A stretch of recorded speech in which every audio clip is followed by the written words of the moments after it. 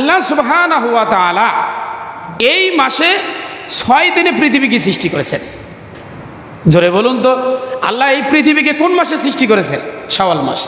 এবং সেটা 6 দিনে আকাশ এবং জমিনকে আল্লাহ সুবহানাহু ওয়া তাআলা 6 দিনে সৃষ্টি করেছেন।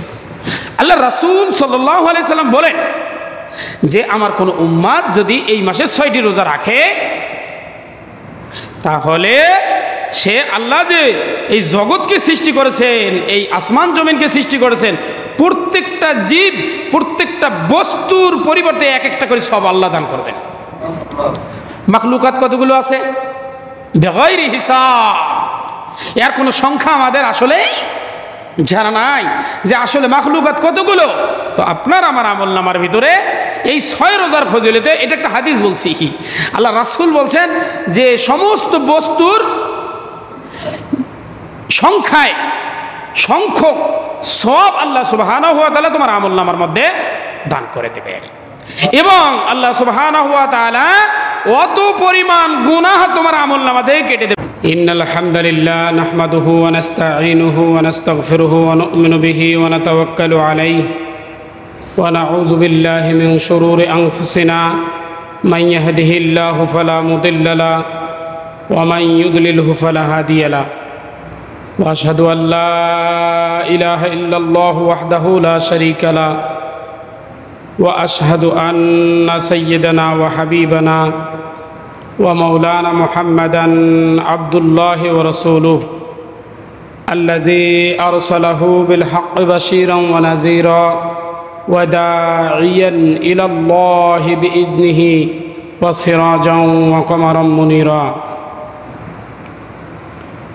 আম্মা বা'দ ফাআউযু বিল্লাহি মিনাশ শাইতানির রাজীম। বিসমিল্লাহির রহমানির রহিম। ফাইযা ফারাগতা ফানসাব ওয়া ইলা রাব্বিকা ফারগাব।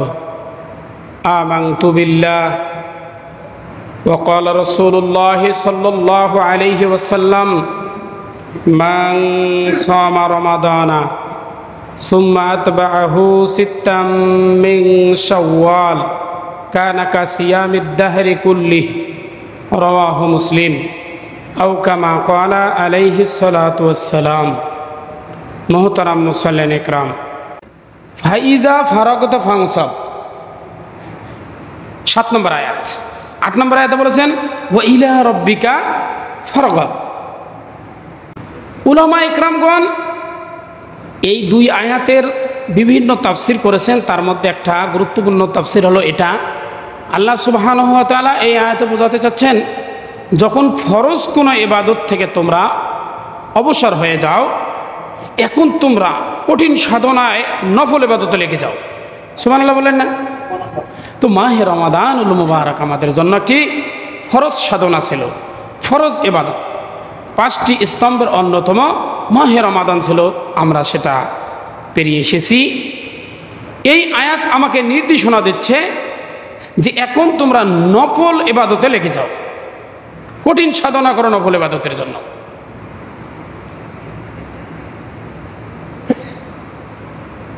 আল্লাহ রাসূল সাল্লাল্লাহু আলাইহি ওয়াসাল্লাম শাওয়াল মাসের আমাদেরকে বিশেষভাবে 6টি রোজা রাখার নির্দেশনা দিয়েছেন। এটা মুসলিম বিশ্বে সুন্নাহ হিসাবে পরিচিত, সহিহ হাদিস দ্বারা প্রমাণিত। হযরত আবু আইয়ুব আনসারী রাদিয়াল্লাহু তাআলা আনহু থেকে বর্ণিত হাদিসটি ইমাম মুসলিম রাহমাতুল্লাহি আলাইহি তার কিতাবে উল্লেখ করেছেন, মান সামা রমাদানা সুম্মা আতবাআহু সিত্তাম মিন শাওয়াল কানা কাসিয়ামিদ দাহরি কুল্লিহি। যে ব্যক্তি রমাদানের সিয়াম পালন করল, অতঃপর সে শাওয়াল মাসে অবতরণ করল, সে যদি শাওয়াল মাসে 6টি রোজা রাখে, নবীজি বলতেছেন কাসিয়ামিদ দাহরি কুল্লিহি, সে যেন পুরো বছর রোজা রাখলো। একজন মানুষ মাহে রমাদানের 1 মাস রোজা রাখার পরে শাওয়াল মাসে যদি সে 6টি রোজা রাখে, সেই মানুষটা নবীজির ভাষায় 1 বৎসর পরিপূর্ণরূপে রোজা রাখল।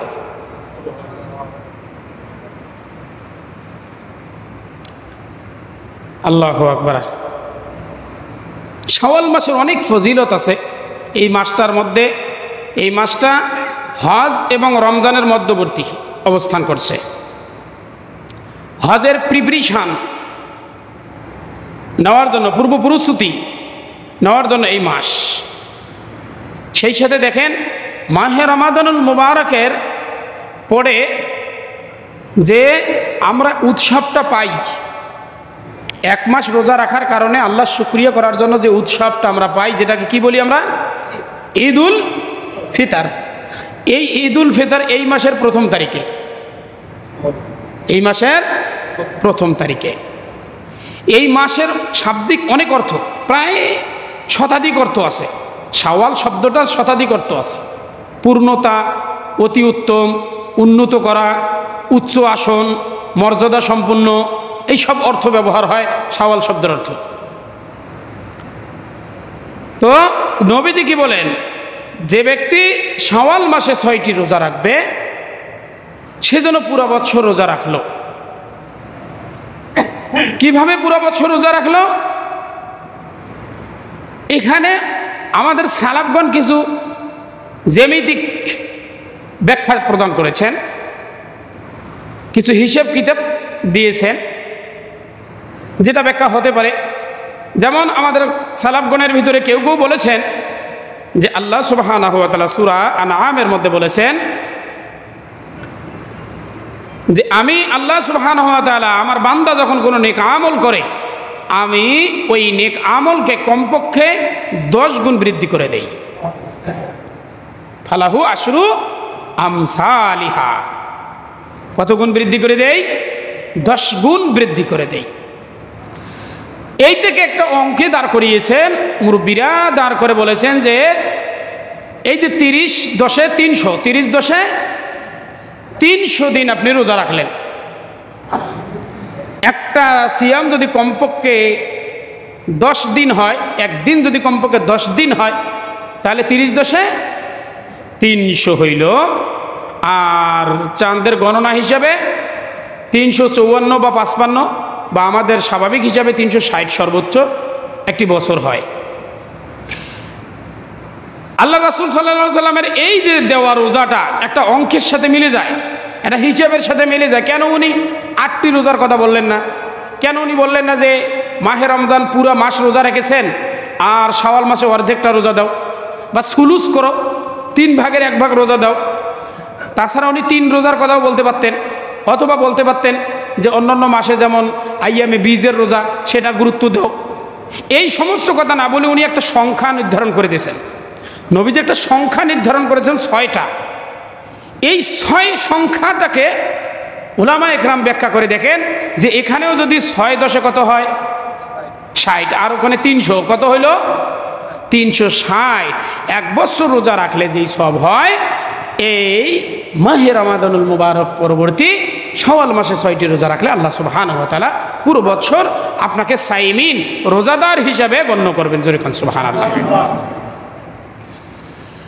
শাওয়াল মাসের আল্লাহ সুবহানাহু ওয়া তাআলা এই মাসে 6 দিনে পৃথিবীকে সৃষ্টি করেছেন। জোরে বলুন তো, আল্লাহ এই পৃথিবীকে কোন মাসে সৃষ্টি করেছেন? শাওয়াল মাস।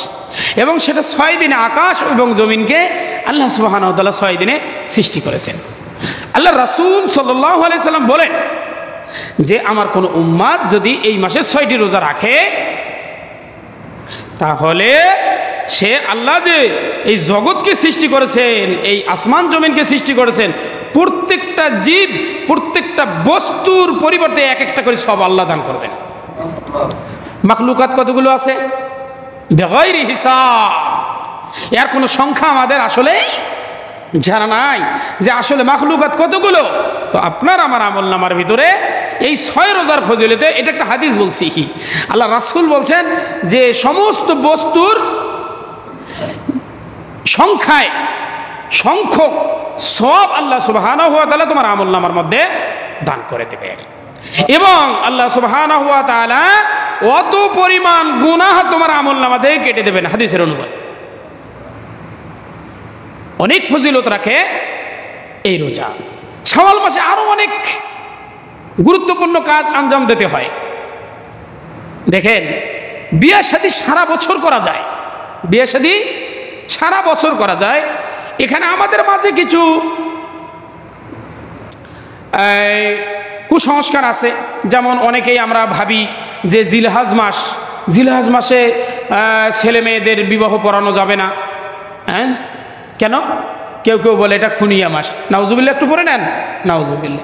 খুনিয়া বলতে কোনো মাস নয়, ওটা একটা বড় ইবাদত করি আমরা, ওটা একটা বড় ইবাদত। সব মাসের সব দিনেই, না শুক্রবার, না শনিবার, না রবিবার, না মঙ্গলবার বিবাহ শাদী আপনি আপনার ছেলে মেয়েদেরকে আল্লাহর হুকুমে দিতে পারেন। কিন্তু দেখেন, শাওয়াল মাসে বিবাহ শাদী দেওয়া সুন্নাত। শাওয়াল মাসে বিবাহ শাদী দেওয়া কি উত্তম। আপনার জায়েজ আছে পুরো বছর, কিন্তু শাওয়াল মাসে বিবাহ শাদীর আঞ্জাম দেওয়া, বিবাহ শাদীর ব্যবস্থা করা অতি উত্তম। আম্মাজান আয়েশা সিদ্দিকা রাদিয়াল্লাহু তাআলা আনহার বিবাহ আবু বকর সিদ্দিক রাদিয়াল্লাহু তাআলা আনহু নবীজির সঙ্গে দিয়েছেন শাওয়াল মাসে। এবং এই বিবাহগুলোর ক্ষেত্রে আমরা একটু খেয়াল রাখবো, আকদগুলো যে মোহর আমরা করে থাকি, বিবাহর আকদ, এই অনুষ্ঠানটা এলাকার সর্বোচ্চ মসজিদ জামে মসজিদে হওয়া অতি উত্তম। কোথায় হওয়া অতি উত্তম? জামে মসজিদে হওয়া অতি উত্তম। এবং যতদূর পারা যায় একটু বড় সড়ো আঞ্জাম করে, লোকজন যাতে বেশি থাকে, সেই লোকজনের মাঝে আকদ করাটা উত্তম। এ ব্যাপার অনেক হাদিস আছে, এটা ভিন্ন আলোচনা, ইনশাল্লাহ অন্য সময় করা যাবে। তো আমি যেটা বুঝাইতে চাচ্ছিলাম, শাওয়াল মাস আমরা অতিক্রম করছি বা শাওয়াল মাস চলছে, এই মাসে বিবাহ শাদীর আঞ্জাম দেওয়া সুন্নাত। এবং যদি আমাদের মাঝে অনেকের এই বিবাহযোগ্য মেয়ে আছে, আমরা চেষ্টাও চালিয়ে যাচ্ছি। আরেকটি কথা বলবো যে দিনক্ষণের ব্যাপারে শনিবার মঙ্গলবার এই ধারণাগুলো আমরা বাদ দেব, এগুলোর কোনো গুরুত্ব নেই। যেদিন আপনার সুবিধা হয়, পরিবারের সুবিধা হয়, দুই পক্ষের সুবিধা হয়, এমন একটা দিন করে আমরা ইনশাল্লাহ এই কাজটা আঞ্জাম দেব। এখন কথা হলো, এই যে 6টা রোজা নবীজি আমাদেরকে দেওয়ার জন্য নির্দেশনা জারি করলেন, এ সম্পর্কে আমাদের কিছু বিষয় অবগত হওয়া দরকার। প্রথম নাম্বার যে বিষয়টা আমি বলবো আপনাদেরকে, তা হচ্ছে আমাদের অনেকেরই মাহে রমাদানুল মুবারকের রোজা কাজা হয়ে গেছে। আছে না নাই এরকম এমন লোক? মা বোনদের তো বিশেষভাবে হয়েই থাকে। যারা মা বোন আছে, হ্যাঁ, যারা ওভার বয়সের নয়, এখন পর্যন্ত তারা যারা উর্বর বয়সে আছেন, তাদের তো কাজা আলহামদুলিল্লাহ অনেক সময় হয়ে গেছে। তো এখন নবীজির এই কথা, 6টি রোজা আর আমার কাজা, আমি কোনটা দেবো আগে, এমন কিছু কনফিউশনে কিন্তু মা বোনরাও ভোগে, আমরাও কিন্তু এরকম কনফিউশনে রাখি। তো এই প্রসঙ্গে আমি আপনাদেরকে দিক নির্দেশন দেবো হাদিসের আলোকে। সেটা হচ্ছে এই, আমাদের কিছু ধারণা আছে যে কাজা রোজা না রেখে, না দিয়ে নফল রোজা দেওয়াটা কেমন হবে? কাজা রোজা না দিয়ে নফল রোজা দেওয়া যাবে না, এই ধারণাটা ভুল। এই ধারণাটা কি ভুল? হ্যাঁ, আপনার যদি হাতে প্রচুর সময় থাকে, সব কিছু আপনার স্বাভাবিক থাকে, আপনার কাজার সংখ্যা খুব কম আছে, তো আপনি কাজা আগেই আদায় করা উত্তম। কাজে আগে আদায় করা কি উত্তম, না পারলে নাই। আম্মা জানার ওই হাদিস, আয়েশা সিদ্দিকা রাদিয়াল্লাহু তাআলা আনহার ওই হাদিস, একের সহিহ হাদিস, বুখারী এবং মুসলিমের বর্ণনা এসেছে। আম্মা জান আয়েশা সিদ্দিকা রাদিয়াল্লাহু তাআলা আনহা বলতেছেন, আমার যে রমজান মাসে সিয়াম রোজাগুলো কাজা হইতো নারী হিসাবে যে রোজাগুলো কাজা হইতো, এইগুলো আমি পরবর্তী শাবান মাস আসার আগ পর্যন্ত দিতে পারতাম না। কার কথা? আম্মা জান আয়েশা। তাহলে উনি কি নবীজির এই হাদিসের আমল করে নাই? শাওয়াল মাসের 6 রোজা, তো শাওয়াল মাসের 6 রোজার আমল তো উনি করেছেন, এবং ওনার কাজাগুলোকে উনি সবসময় শাবান মাস, পরবর্তী শাবান মাসে আদায় করে নিতেন। তো এই হাদিস আমাদেরকে দলিল দিয়ে গেল, প্রমাণ দিয়ে গেল যে আমরা কাজার আগেও এই নফল রোজাগুলো রাখতে পারি। যদি সুবিধা হয় আপনি আগে কাজা আদায় করে নেন, এটা ফিকহি মাসআলা, আদায় করে নেওয়া উত্তম। আর যদি আপনি না পারেন, তাহলে আপনি এই মাসে এই রোজাগুলো রাখবেন। 2 নম্বর কথা এই রোজা সম্পর্কে, এই ব্যাপারে উলামাদের ভিতরে বিস্তর মতভেদ রহিয়াছে। তবে সবচাইতে জনপ্রিয় মত যেটা, সেটা হচ্ছে যে এই রোজাটা আমরা শাওয়াল মাসের কখন রাখা ভালো হবে, কোন সময় রাখলে ভালো হয়, এটা শুরুর সপ্তাহে না শেষের সপ্তাহে না মাঝ সপ্তাহে, এই ব্যাপারে দ্বিমত থাকলেও জনপ্রিয় মত হচ্ছে যে এই রোজাটা একটু বিরতি সহকারে 2-1 দিন বিরতি দিয়ে, 1 দিন বিরতি দিয়ে 1 দিন রাখা, 2 দিন বিরতি দিয়ে 1 দিন রাখা, 3 দিন বিরতি দিয়ে 1 দিন রাখা, এইটা উত্তম বলে অনেকেই মতামত দিয়েছেন। তো এটা আমাদের সমাজে মোটামুটি আলহামদুলিল্লাহ প্রচলনও আছে। তো এই প্রচলনটা অমূলক নয়, এই প্রচলনের সপক্ষে আমাদের আকাবিরিনদের বহুত গর্জিয়াজ মত আছে।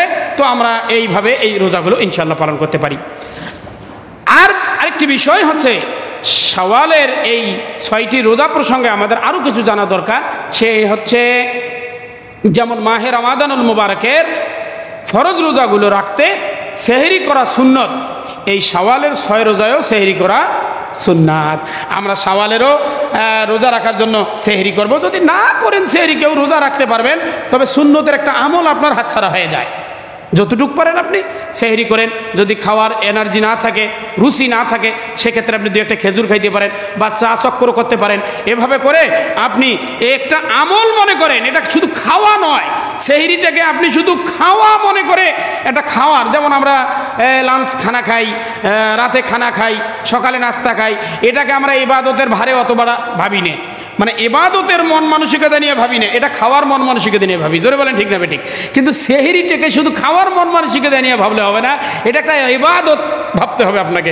এদের আপনি যতটুকু পারবেন শাওয়াল মাসের এই 6 রোজা তো আপনি সেহরি করবেন। আরেকটি বিষয় হচ্ছে সলাতুত তারাবি। আমার গতকাল এই ঈদের রাতেই এক ভাই জিজ্ঞাসা করছে যে